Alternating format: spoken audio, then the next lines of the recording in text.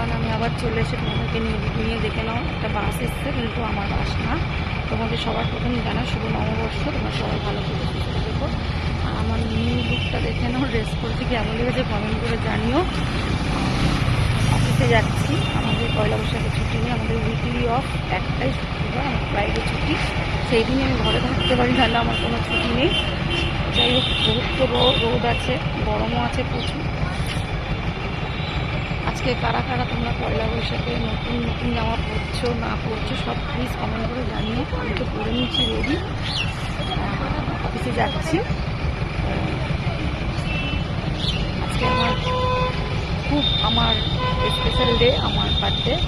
তাই যাই হোক, তোমাদের আমি শেয়ার করবো সব।